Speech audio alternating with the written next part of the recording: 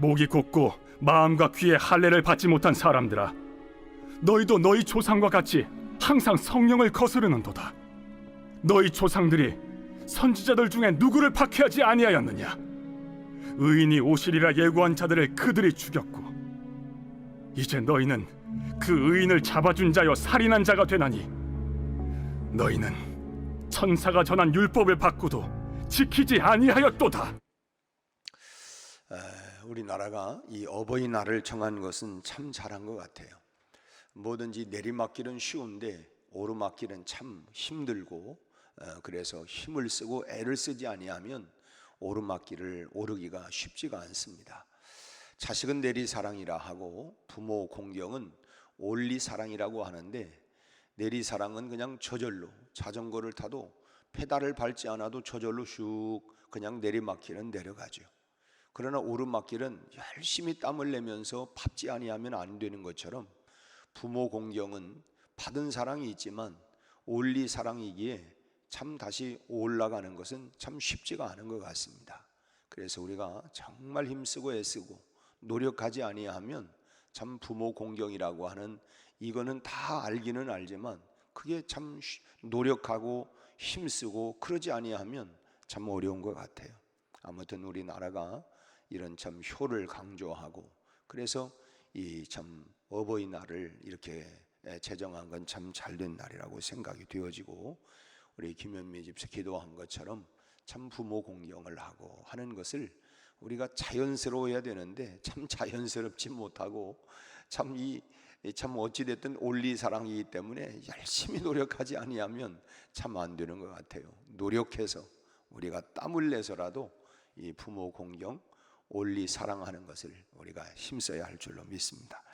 오늘 본문 말씀은 스데반이 설교한 내용 가운데 마지막 부분인데, 사도행전 7장은 전부 내용이 스데반의 그 설교로 되어 있습니다. 근데 이제 마지막 부분인데, 오늘 본문의 분위기와 그리고 바로 뒤에 이어지는 54절의 기록을 볼 때에 아마 여기에 뭔가 외부적인 방해만 받지 않았더라면 스데반이 이 말 외에도 더 많은 말을 했을 텐데, 아쉽게도 이것으로 스데반의 설교가 끝을 맺게 되어지고, 이제 54절 이후에 보면 이제 백성들이, 유대인들이 그 설교의 마음을 찔리고, 그래서 회개한 게 아니라 오히려 스데반을 돌로 쳐 죽이는 이런 사건이 벌어지게 되어지죠.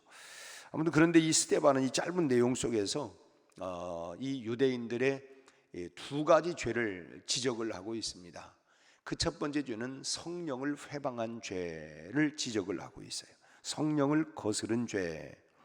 성령을 거스리는 죄는 뭐 여러 가지가 있겠습니다만은, 오늘 본문에서 하나님은 스데반을 통해서 특별히 성령을 거스리는 죄 한 가지를 지적을 하고 있는데, 그것은 바로 뭐냐면 하나님의 종을 대적한 죄를 말하고 있습니다. 성령을 거스리는 죄 가운데 하나가 바로 하나님의 종을 대적하는 죄다. 51절 그 중간에서 52절 중간까지 보면, 51절 중간부터 너희도 너희 조상과 같이 항상 성령을 거스르는도다. 너희 조상들이 선지자들 중에 누구를 박해하지 아니하였느냐? 의인이 오시리라 예고한 자들을 그들이 죽였고 그랬습니다. 너희 조상들이 성령을 거스려서 하나님의 종들을 대적하고 또 협박해서 죽인 죄를 지었는데, 너희가 그것을 그대로 닮아서 지금 따라하고 있다. 너희 조상들이 그러더니 너희들도 똑같이 그러면 안 되구나, 안 되겠다 하고 안 하는 게 아니라 그대로 따라서 하고 있다고 지금 말하고 있습니다. 우리 교회는 그렇지 않습니다만은, 참 주변에 적지 않은 교회들이 이 잠복회자와 성도들의 갈등으로 인해서 참 여러 가지 참 문제를 안고 있고 또 고통을 당하고 있는 그런 일들이 사실이고, 참 왕왕 우리가 주변에서 어느 교회가 참 이런 문제로 참 아파하고 있다, 힘들어하고 있다, 참 그 갈등이 심화되었다라고 하는 이야기들을 왕왕 듣습니다. 이럴 때 우리 성도들이 어떻게 해야 되느냐? 가장 먼저 자기 자신을 돌아보아야 합니다. 나 자신을 돌아보는 거예요. 성령을 거스르고 있는 것은 내가 아닌가? 내가 혹시나 성령을 거스르고 있는 것은 아닌가? 조심스럽고도 참 냉철하게 돌아보아야 된다라고 하는 그런 말씀입니다. 그래서 말씀에 어긋나고 마음에 꺼리끼는 것이 있다고 하면 우선적으로 그것부터 바로잡아야 된다고 하는 거예요. 그러나 우리가 한 가지 분명한 것은 목회자의 잘못된 부분을 그냥 덮어둬라, 그런 말은 절대로 아닙니다. 목회자도 얼마든지 잘못할 수 있습니다. 뭐 목회자가 신이 아니고 뭐 여전히 목회자도 참 죄인이고 참 인간이고 그렇기 때문에 얼마든지 잘못할 수도 있습니다. 그렇기 때문에 그런 부분을 뭐 덮어두라고 하는 것은 하나님의 영광을 가릴 뿐만 아니라 참 목회자를 위하는 것도 아닙니다. 그렇기 때문에 잘못된 부분에 대해서는 반드시 시정을 해야 하는 것이죠. 그러나 문제는 뭐냐면 방법입니다. 방법이 문제예요. 우리가 부부 관계에 있어서도 사실은 잘못된 부분들을 이런 접근하는 방법에 사실은 그걸 문제가 뭐냐면 방법 문제죠. 방법 문제. 그 예를 들면 뭐해서 왜 당신은 성질부터 내고 그래? 뭐죠 이게? 그 이제 문제는 속상하죠. 잘못된 부분이 있으니까. 그러나 접근하는 방법이 문제라고 하는 것입니다. 참 사랑에 위배되는 과격한 방법이나 혹은 또 이 감정에 치우친 행동을 취하다 보게 되면 참 본의 아니게 하나님의 종을 대적하는, 즉 성령을 거스르게 될 가능성이 많다고 하는 것입니다. 그러니까 이 고치자고 하는 차원이 아니라 나중에는 이 마음에 감정이 생겨가지고 몰아내자고 하는 차원으로 흘러갈 위험성이 많다는 거예요. 실제로 우리 주변에서 뭐 어느 교회가 문제가 있다, 그 보면 어떤 곳으로 흘러갑니까? 이런 문제를 위해서 참 어떻게 보면 그걸 어떻게 해결할까 하고 그걸 기도하면서 정말 사랑으로 접근하기보다는 감정이 이제는 올라가서 이제 몰아내자, 끝내자 하는 이런 부분들로 참 흐르는 이런 일들이 참 거의 대부분이 참 좋지 않게 이런 부분들로 끝나는 경향들이 많이 있는 것을 보게 돼요. 이건 비단 목회자와 성도 간만의 문제가 아닙니다. 교회 안에 참 모든 문제가 다 그렇습니다. 언제든지 참 말씀이 지시하는 범위 안에서 우리가 사랑으로 할 때만이, 뭐든지 사랑으로 할 때만이 하나님의 뜻대로 우리가 해결할 수 있는 것이지, 그렇지 않으면 더 큰 분쟁과 다툼으로 비화가 되어서 나중에는 정말 이 볼상사나운 꼴을 보이게 됩니다. 그래서 참 우리가 참 그런 어떻게 교회도 세상도 저러지도 않는데 어떻게 그럴까? 정말 볼상사나운 이런 일들이 참 일어나고 있는 정말 안타까운 일들이 참 있습니다. 그것으로 인하여 뭡니까? 하나님의 영광을 가리우고, 그리고 더 이상 교회가 부흥이 아니라 이제는 그 강단에서 무엇을 외친다고 할지라도 그 말씀이 들어올 수가 없어요. 용서해야 된다, 사랑해야 된다, 아멘이 아니라 너나 잘하세요. 이 나중에는 이렇게 되면 하나님의 말씀이 더 이상 말씀으로 들어가지도 못할 뿐만 아니라 다 반감이 되어지고, 그러다 보니까 상처가 되어져서 그 교회 안에는 하나님의 성령의 역사가 더 이상 일어날 수 없는 이런 안타까운 일들이 우리 주변에 여러분 참 있지 않습니까? 참 교회는 다 모두가 참 의인은 없나니 한 사람도 없다. 따지고 보면 우리 모두가 다 죄인들입니다. 교회는 죄인들이 모이는 곳이에요. 그렇기 때문에 문제가 없을 수는 없습니다. 다 우리는 이미 문제를 안고 살아가는 사람이. 그렇지만 그런 사람들이 모여서 하나님의 사랑을 확인하고, 그럼에도 불구하고 뭐 부부를 또 비유를 한다 할지라도 여러분 다 문제가 없는 사람 어디 있겠어요? 살면서 여보, 그래서 당신이 참 내가 부족하고 허물이 있는데 다 참 그걸 용납하고 받아주고 이해해주고 지금까지 이렇게 살아준 거 정말 그 사랑 고마워요. 서로가 그렇지 않습니까? 피차가. 그러니까 참 그런 속에서 이게 정말 사랑이구나. 가정이라고 하는 것은 문제가 다 드러나기 마련이지만 무엇으로 뭉쳐 사냐면 사랑으로. 그런 실수와 허물과 이 모든 것을 사랑으로, 자녀들이 성장하면서 이런저런 실수도 하고 참 문제점도 있지만 그 모든 것을 그 부모의 사랑으로 그걸 다 용납하고 그리고 받아주고 기다려주고 하기 때문에, 그래서 그 자녀들이 그렇게 조금 반항도 하기도 하고 조금 곁길로 가다가도 다시 돌아와서, 왜? 그 사랑이 다 녹이는 거 아닙니까? 사랑의 힘이, 사랑의 힘이. 그래서 가정이라고 하는 게 뭐냐? 야, 참 우리 가정은 사랑이 흘러가는 곳이다. 그래도 어디 그 품이 가장 좋은 품이고, 교회라고 하는 것도 역시 하나님의 사랑을 확인하고 서로 간의 사랑을 나누는 곳이 바로 교회라고 하는 것을 우리는 기억해야 합니다. 다 문제점이 있어요. 그럼에도 불구하고 우리가 그리스도의 십자가의 사랑을 우리가 받았고, 그 사랑을 가지고 힘써 우리가 서로 피차 기다려주고 또 용서해주고 사랑해주고 덮어주고 기다려주고, 그러면서 야, 여기가 정말 하나님의 사랑이 이처럼 흐르는 곳이다. 우리가 이 사실을 잊지 않아야만이 성령을 거스리는 죄를 범하지 않을 수가 있다고 하는 것입니다. 참 너희 중에 죄 없는 자가 돌로 쳐라. 여러분, 우리 가운데 죄 없는 사람이 어디 있겠습니까? 다 우리도 다 참 허물과 실수가 있기 마련 아닙니까? 그렇기 때문에 우리가 정말 사랑으로 접근하고, 그렇지 아니하면 참 성령을 거스르는 죄를 우리 스스로가 범할 수 있다는 것입니다. 그래서 주님이 말씀하신 것은 너희 눈 속에 들보는 발견하지 못하고 남에 있는 티를 가지고 나무랄 것 없다. 참 그래서 나 자신을 먼저 돌아보면서, 그러면서 정말 모든 일들을 사랑으로 하지 아니하면 결과적으로는 성령을 거스리는, 우리 교회는 늘 우리 스스로가 정말 이 하나님의 사랑을 가지고, 그런 우리 스스로가 문제가 없을 수는 없어요. 다 문제가 있기 마련입니다. 그러나 그런 모든 것을 우리가 사랑으로, 그리고 성령을 거스리지 아니하도록 이렇게 우리가 기도하고 정말 그런 부분들을 위하여 사랑으로 접근하고 해결할 수 있는 이런 마음을 우리 교회가 계속 가져갈 수 있기를 바랍니다. 두 번째로는 그리스도를 배반하고 죽인 죄를, 성령을 거스리는 죄와 그리스도를 배반하고 죽인 죄를 지적을 하고 있어요. 52절 하반절 53절을 보면, 이제 너희는 그 의인을 잡아준 자요 살인한 자가 되나니, 53절 너희는 천사가 전한 율법을 받고도 지키지 아니하였도다. 참 우리말에 그런 말이 있잖아요. 아이고 한술 더 뜨네, 한술 더 떠.